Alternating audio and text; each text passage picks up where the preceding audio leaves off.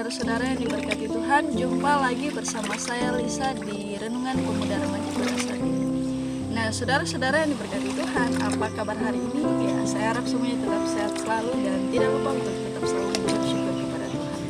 Sebelum kita masuk dalam renungan saat ini, kita angkat satu pujian.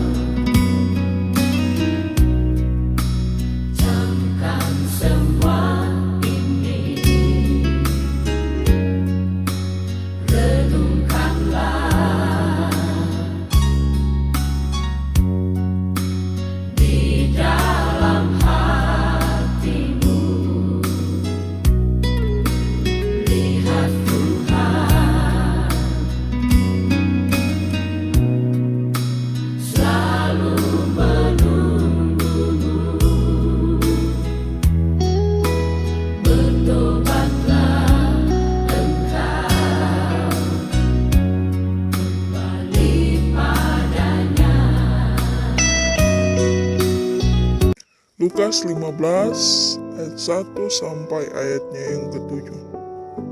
Perumpamaan tentang domba yang hilang. Para pemungut cukai dan orang-orang berdosa biasanya datang kepada Yesus untuk mendengarkan Dia. Maka bersungut-sungutlah orang-orang Farisi dan ahli-ahli Taurat, katanya, Ia menerima orang-orang berdosa dan makan bersama-sama dengan mereka. Lalu ia mengatakan perumpamaan ini kepada mereka. Siapakah di antara kamu yang mempunyai 100 ekor domba dan jikalau ia kehilangan seekor di antaranya, tidak meninggalkan yang 99 ekor di padang gurun dan pergi mencari yang sesat itu sampai ia menemukannya? Dan kalau ia telah menemukannya, ia meletakkannya di atas bahunya dengan gembira, dan setibanya di rumah, ia memanggil sahabat-sahabat dan tetangga-tetangganya serta berkata kepada mereka, Bersukacitalah bersama-sama dengan aku, sebab dombaku yang hilang itu telah kutemukan. Aku berkata kepadamu, demikian juga akan ada sukacita di sorga karena satu orang berdosa yang bertobat, lebih daripada sukacita karena 99 orang benar yang tidak memerlukan pertobatan. Nah, saudara-saudara, tema renungan kita saat ini adalah mengucap syukur atas pengampunan Tuhan. Tuhan Yesus menceritakan perumpamaan tentang domba yang hilang serta perumpamaan tentang dirham yang hilang dan juga anak yang hilang dalam pasalnya yang ke-15. Karena ia merasa perlu membela diri atas tuduhan atau keluhan yang diungkapkan oleh orang-orang Farisi dan ahli-ahli Taurat. Kita bisa lihat di ayatnya yang kedua. Mereka juga mempersoalkan sikap Tuhan Yesus yang mau menerima dan bahkan makan bersama-sama dengan orang-orang berdosa. Kita bisa lihat dalam peristiwa makan bersama yang menandakan adanya jalinan persekutuan yang baik antara satu dengan yang lainnya. Nah, kebalikan dari sikap para pemuka agama ini serta para pemungut cukai dan orang-orang berdosa, agaknya justru mengerti bahwa Tuhan Yesus tidak memandang rendah terhadap mereka. Tuhan Yesus mau menyambut kehadiran mereka, sehingga mereka pun sering datang kepada Tuhan untuk mendengarkan Dia. Kita bisa lihat di ayatnya yang pertama. Nah, saudara-saudara yang diberkati Tuhan, dalam penjelasan mengenai perumpamaan domba yang hilang, para gembala dalam perumpamaan ini harus menjaga sekawanan domba berjumlah 100 ekor. Kita bisa lihat di ayatnya yang keempat. Jumlah ini adalah ukuran yang sedang untuk jumlah kawanan ternak. Nah, kawanan yang sangat besar itu dia berjumlah hingga 300 ekor. Kemudian menjelang sore, kawanan itu dihitung. Jika seekor domba hilang, maka sang gembala akan mencarinya. Sedangkan gembala-gembala yang lain mengawasi kawanan domba atau kawanan tersebut akan dikumpulkan ke dalam sebuah gua. Nah, domba yang hilang ini harus dicari, sebab domba tidak seperti seekor anjing yang pada umumnya bisa pulang sendiri. Jika ia dibiarkan terlalu lama, maka ia bisa mati. Dia bisa mati kelaparan, atau bahkan dia bisa mati karena kehausan, atau bahkan bisa dimangsa oleh binatang liar. Oleh karena itu, sang gembala harus segera menemukannya. Nah, saudara-saudara yang diberkati Tuhan, dibutuhkan usaha yang keras untuk menemukan seekor domba yang hilang. Sebab gembala tersebut tentu mengembalakan 100 ekor domba di tanah yang lapang atau di tanah yang luas. Alangkah senangnya jika sang gembala bisa menemukan dombanya yang hilang ini. Sebab kadang-kadang sang gembala sudah hampir putus asa dalam usahanya mencari.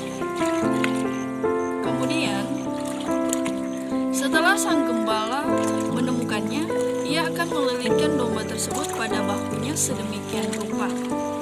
Nah, kita bisa lihat di ayatnya yang kelima dari bacaan kita tadi. Sehingga ia dengan satu tangan dapat memegang keempat kaki domba tersebut di depan dadanya, sementara tangan yang satu memegang tongkat. Nah, saudara-saudara yang diberkati Tuhan, dan ketika ia kembali kepada teman-temannya atau sesampainya di rumah, tentulah ia akan menceritakan kesulitan-kesulitan yang dilaluinya selama mencari domba tersebut, hingga akhirnya perjuangannya membuahkan hasil yang membanggakan. Domba yang hilang dapat ia temukan kembali. Inilah sukacita yang dirasakan oleh sang gembala. Kita bisa lihat di ayatnya yang ke-6. Nah, saudara-saudara yang diberkati Tuhan, makna dari perumpamaan ini dijelaskan dalam ayatnya yang ke-7. Ketika manusia berbuat dosa, Allah tidak hanya sekedar murka dan membiarkannya untuk bertobat sendiri, tetapi Allah mau mencari dan menyelamatkan orang yang berdosa, sebagaimana Tuhan Yesus mau menghampiri para pemungut cukai dan orang-orang berdosa. Ayatnya.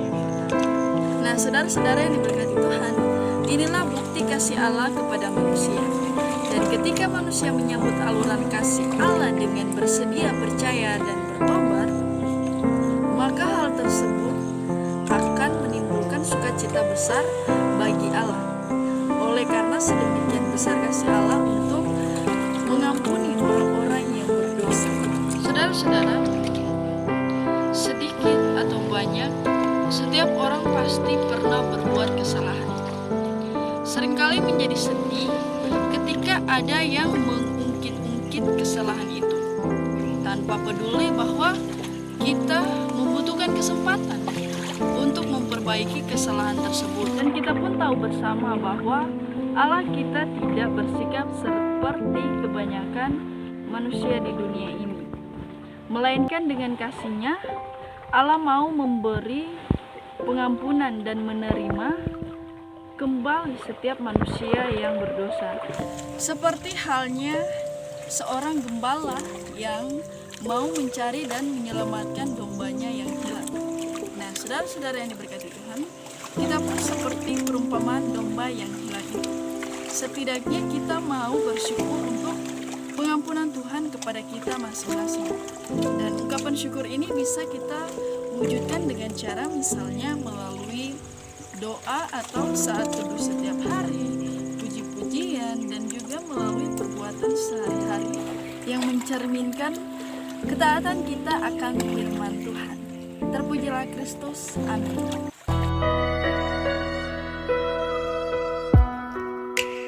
Ku berjalan sendiri dalam gelap, terhempas gelombang dosa,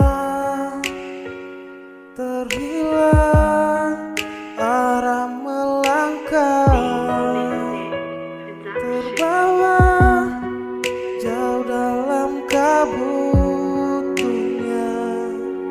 Oh, Kau datang mengangkatku, jiwaku serasa tenang Tuhan. Oh, terima kasih Tuhan, terima kasih Bapa buat hidupku, karena Kau menggendongku, memanggilku dengan lembut. Kan ku lakukan semua untuk-Mu, kan ku berjalan dengan firman-Mu, kan ku melangkah dengan-Mu. Nafas ini hanya untuk-Mu Tuhan. Terima kasih Tuhan, terima kasih Bapa, terima kasih Tuhanku Yesus.